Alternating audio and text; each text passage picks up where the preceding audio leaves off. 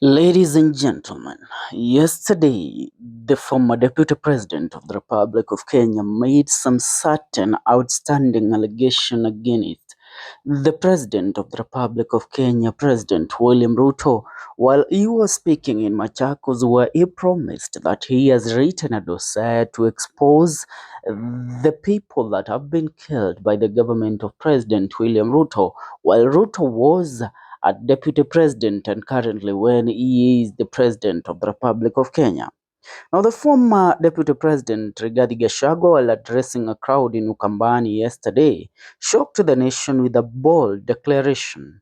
Gashagua alleged that his life is in danger, claiming that President William Ruto's government has been sending goons to eliminate him, even within church premises. He stated that there have been several attempts on his life, orchestrated by those close to power.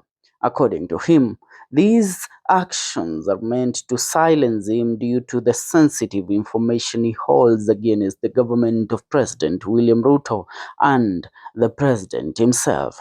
Gashagua went on to say that before he dies, he is going to reveal all the names of Kenyans who have been killed by Ruto's administration uh, since the year 2013, while Ruto was the deputy president and until date when he is the president of the Republic of Kenya. He particularly condemned the government's role during last year's the Gen Z protest, where he claimed many young people lost their lives due to the police brutality under Ruto's rule. He did not hold back in his criticism of the current regime, expressing disappointment and anger over what he called the betrayal of the people's trust. In his closing remarks, Gashagua encouraged the youth, especially Gen Zs, to register as voters. He emphasized that their vote is the ultimate weapon to remove President William Ruto from office ahead of the 2027 general election. Now let's speak about it in a bold way to reveal what Rigathi Gachagua was alleging. Now remember, since his exit from office, Rigathi Gachagua has been making wild allegations against President William Ruto without substantial evidence. But some of the allegations that the man has made, he has come out defending them and proving that he has intel that would really support his claims. Now, when it comes to people that have died, and President William Ruto's name has come up in different of these allegations, I will just name a few of which of the names of the people that many Kenyans are expecting Gashagwa to reveal the government's hand in the elimination of these people. To start with, I will start with one man, Officer Kinei, who was working as a security as a security officer at the offices of President William Ruto. Then, when Ruto was a deputy president.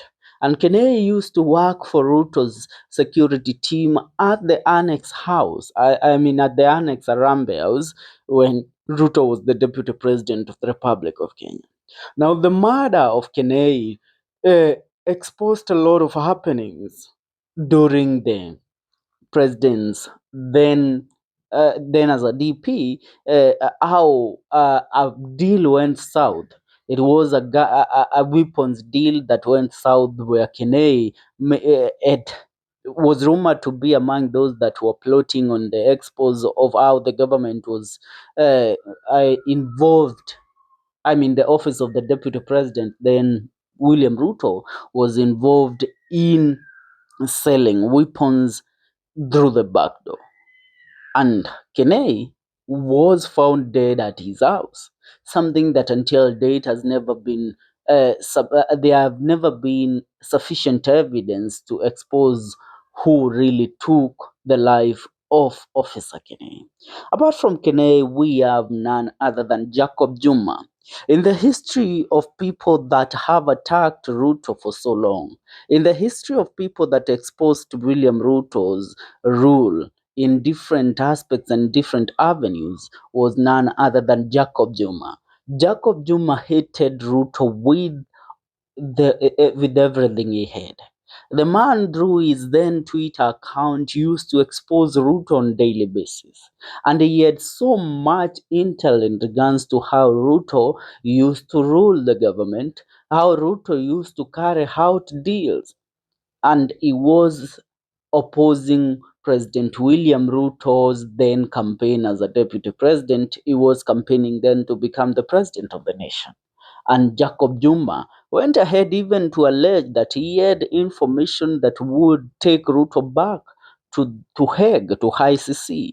But before long, since Jacob Juma, the businessman, could expose the president then, or could expose people related to President William Ruto that were involved in the most scandalous deals in the Republic of Kenya, Jacob Juma was shot dead in his car. I mean, his car was sprayed with bullets at Lenana, around Lenana School.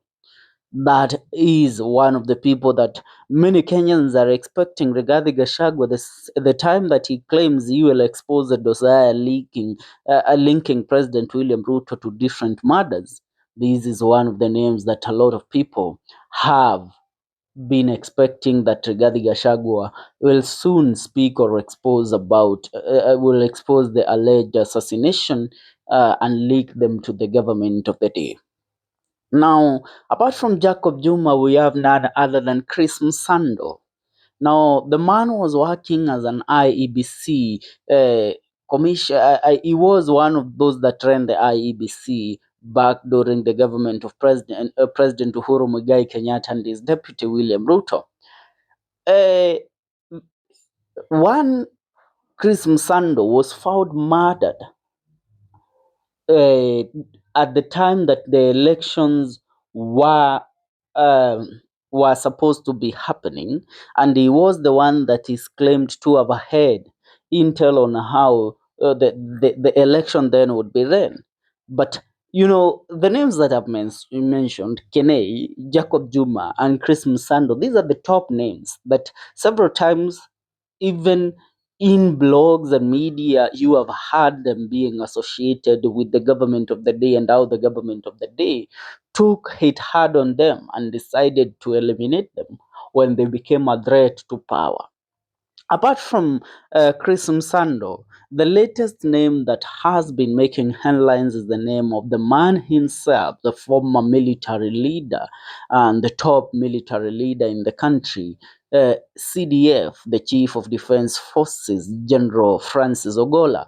Francis Ogola died in a plane crash last year, and this year, after the investigation was carried out by the KDF, it was revealed that he died due to engine failure. I mean, the engine failure of the uh, chopper that was carrying him is what led to the crash. But a lot of Kenyans haven't bought into that. They believe that there was an upper hand from the government in the in the death of one General Francis Ogola. I would really love to hear what is your take in regards to Gashagua's claims that he will expose the names of the list of names of people that have been assassinated by the current regime. Leave your comment on the comment section. See you in our next video. This is the Kenyan Daily Report.